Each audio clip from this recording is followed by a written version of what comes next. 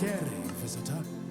You are about to embark on a journey of discovery through the rich and fascinating history of classical Greece. You'll become fully immersed in the painstakingly detailed world built for Assassin's Creed Odyssey, which you are free to explore at your own pace, without any danger or time pressure. For a directed experience, take one of the many guided tours curated by prominent historians and archaeologists.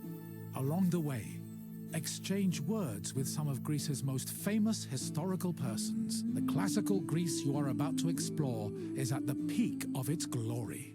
This period is synonymous with grand accomplishments of the physical and the mental.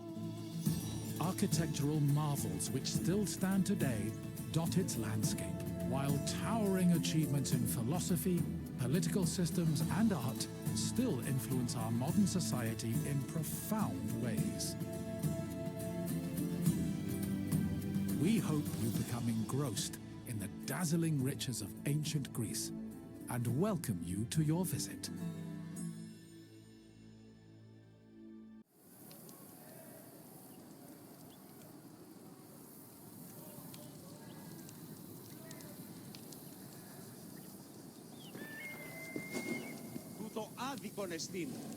Welcome, wanderer, to the democratic center of Athens, otherwise known as the Pnyx.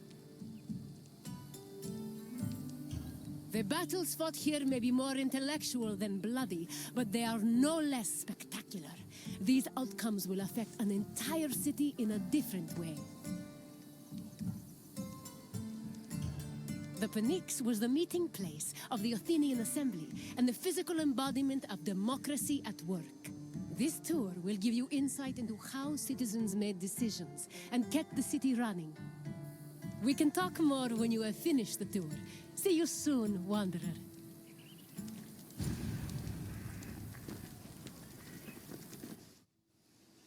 The Athenian assembly was known as the Ecclesia.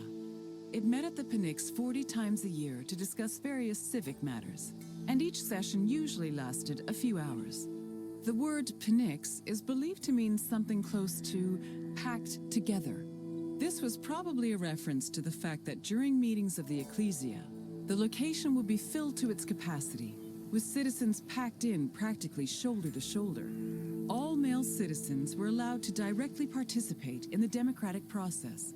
Those over 20 years old had the right to speak and vote, while those over 30 could be elected to the higher position of magistrate. In total, there were approximately 30,000 citizens in Athens in the classical period. To draft and adopt decrees, 6,000 of them had to attend the meeting.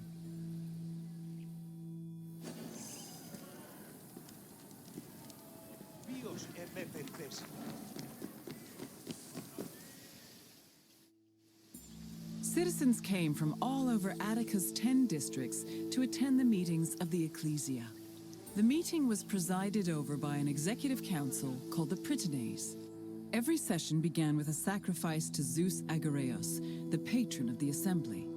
During the meeting, citizens delivered speeches from the Pnyx's platform on whatever issues the city faced. Afterwards, the issue was voted on with a show of hands from the gathered assembly. The Ecclesia made important decisions about subjects like grain importation, expenses, and declarations of war. While they could not directly enact laws, they had a say in appointing Athens' legislators, which gave them a large role in shaping the city's daily operations.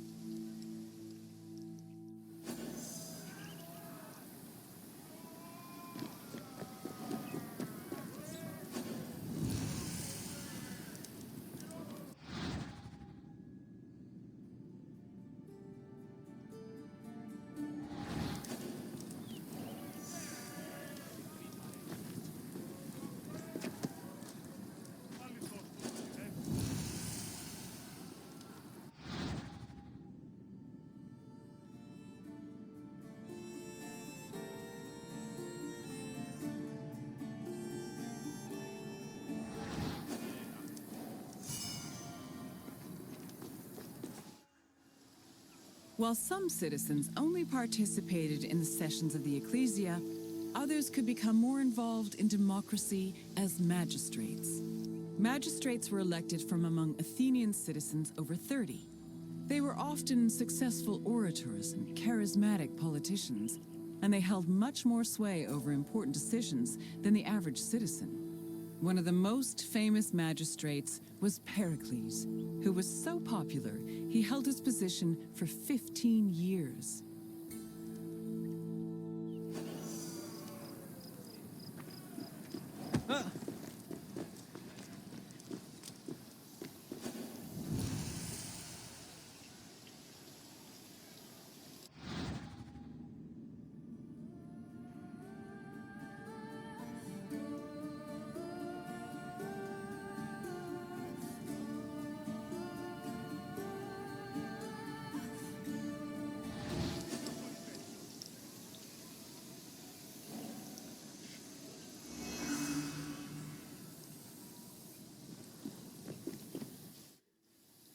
In theory, every Athenian citizen over the age of 20 had the right to participate in the assembly.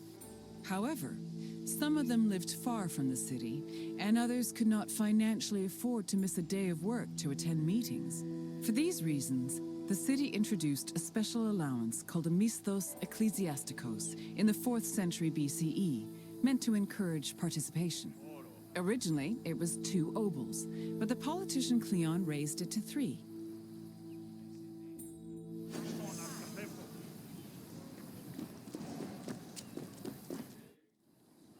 Athens introduced several innovations that heavily influenced modern society, including theater, architecture, and philosophy. However, their greatest contribution was their democratic government, which introduced the concept of a city ruled by its citizens.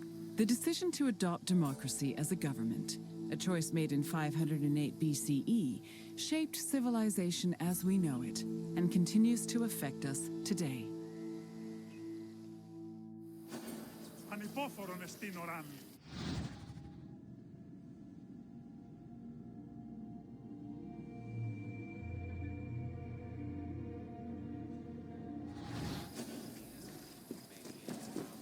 Hello again, Wanderer.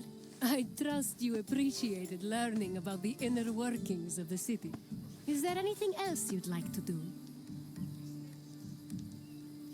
Then let's start with a simple question. Approximately how many citizens were in Athens in my time? Yes, there were approximately 30,000 citizens in Athens, although the population as a whole was much larger. On to the second question.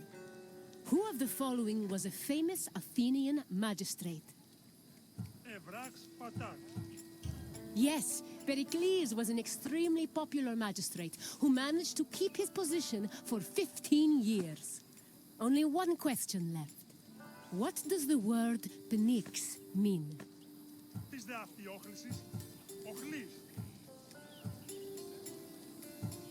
I'm afraid not, although people often gave speeches during sessions. Keep trying. Correct. The Pnyx was usually crowded with citizens attending meetings of the Ecclesia. You know enough about democracy to be a politician yourself. Well done, Wanderer.